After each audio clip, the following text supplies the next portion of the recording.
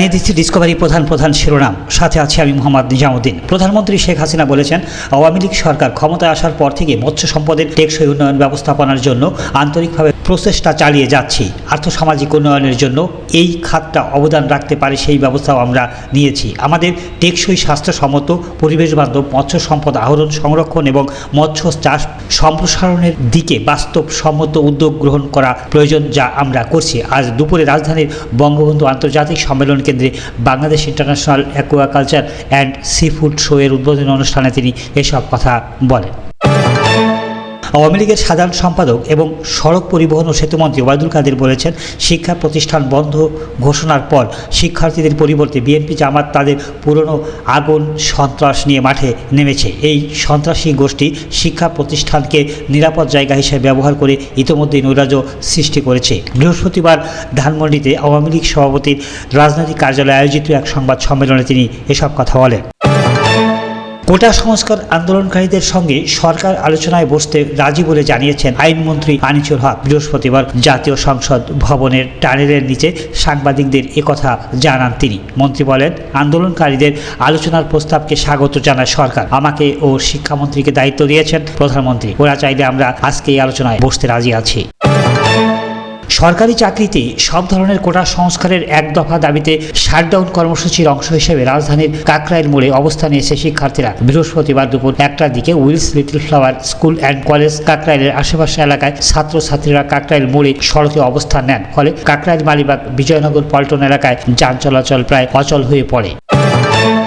কোটা সংস্কার আন্দোলনকে ঘিরে উদ্ভূত পরিস্থিতির কারণে সাময়িকভাবে মোবাইল ইন্টারনেট বন্ধ করা হয়েছে বলে জানিয়েছেন ডাক, টেলিযোগাযোগ ও তথ্য প্রযুক্তির প্রতিমন্ত্রী জুনাইদ আহমেদ পলক। বৃহস্পতিবার এই তথ্য জানান তিনি। প্রতিমন্ত্রী আরও বলেন, শিক্ষার্থীদের আন্দোলনকে ঘিরে সামাজিক যোগাযোগ মাধ্যমে স্বার্থান্বেষী মহলের নানা গুজব আর অস্থিতিশীল পরিস্থিতির জন্য সাময়িকভাবে মোবাইল ইন্টারনেট বন্ধ করা হয়েছে। এর জন্য পূর্বে কোনো ঘোষণা দেওয়া হয়নি। পরিস্থিতি বুঝে এই সিদ্ধান্ত নেওয়া হয়েছে।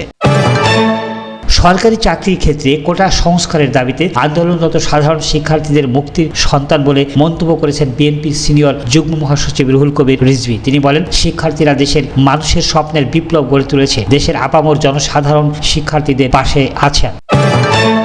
রাজধানীর মিরপুর 10 নম্বর গোলচত্বর ও আশপাশের এলাকায় কোটা সংস্কারের দাবিতে আন্দোলনকারীদের সঙ্গে পুলিশের সংঘর্ষ ও ধাওয়া পাল্টে ধাওয়া চলছে। এ সময় কয়েকটি মোটরসাইকেলে অগ্নিসংযোগ করেছেন আন্দোলনকারীরা। কোটা সংস্কারের এক দফা এক দাবি আন্দোলনকারী শিক্ষার্থীদের উপর হামলার প্রতিবাদে খুলনা শিববাড়ি মোড়ে অবরোধ করেছেন বিভিন্ন কলেজ বিশ্ববিদ্যালয়ের শিক্ষার্থীরা।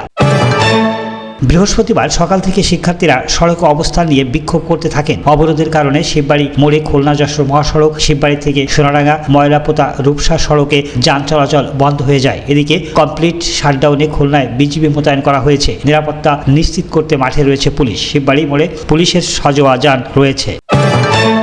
কোটা সংস্কারে সরকারের কাছ থেকে দৃশ্যমান পদক্ষেপ ও সমাধানের পথ তৈরির প্রত্যাশা করে বৈষম্য বিরোধী ছাত্র আন্দোলন সংগঠনের নেতারা বলেন, আমাদের আন্দোলনের পাশাপাশি আলোচনার পথও খোলা থাকবে। বৃহস্পতিবার গণমাধ্যমে পাঠানো এক বিবৃতিতে এসব কথা বলেন তারা। মালয়েশিয়ার সাবেক প্রধানমন্ত্রী মাহাথির মোহাম্মদকে হসপিটালে ভর্তি করা হয়েছে। প্রচণ্ড কাশির কারণে তাকে হসপিটালে ভর্তি করা হয় বলে জানা যায়। বৃহস্পতিবার মাহাথির সহযোগী সুফি ইউসুফের বরাত দিয়ে এ তথ্য জানিয়েছে বার্তা সংস্থা এএপি। মতিঝিলে নটরডেম কলেজের সামনে পুলিশ ও আন্দোলনরত শিক্ষার্থীদের মধ্যে ধাওয়া পাল্টা ধাওয়া চলছে। পুলিশ ধাওয়া দিয়ে শিক্ষার্থীদের গলির ভিতরে ঢুকিয়ে বেশ কয়েক রাউন্ড ফাঁকা গুলি ও টিয়ার সেল নিক্ষেপ করতে দেখা যায়। বিপরীত দিক থেকে শিক্ষার্থীদেরও পুলিশকে লক্ষ্য করে ইট পাটকেল নিক্ষেপ করতে দেখা গেছে। কোটা সংস্কার দাবিতে ঢাকা চট্টগ্রাম মহাসড়কের কুমিল্লা অংশে অবরোধ করে বিক্ষোভ করেছেন কুমিল্লা বিশ্ববিদ্যালয়ের শিক্ষার্থী সহ বিভিন্ন প্রতিষ্ঠানের শিক্ষার্থীরা। এতে মহাসড়কের 2 লেনের যানবাহন চলাচল বন্ধ হয়ে যায়। সারা দেশে কমপ্লিট শাটডাউন কর্মসূচির অংশ হিসেবে বৃহস্পতিবার দুপুর 1টার দিকে মহাসড়কের কোটবাড়ি এলাকায় শিক্ষার্থীরা এই কর্মসূচি পালন করেন। চলমান কোটা সংস্কার আন্দোলনে কমপ্লিট শাটডাউন কর্মসূচিতে রংপুর থেকে বন্ধ রয়েছে দূরপাল্লার বাস চলাচল। বৃহস্পতিবার সকাল থেকে কোনো দূরপাল্লার বাস ছেড়ে যায়নি, এমনকি কোনো বাস রংপুর প্রবেশ করেনি। সেই সঙ্গে আন্তজেলা বাস চলাচলও কমে গেছে। ধন্যবাদ সবাইকে সাথে থাকার জন্য।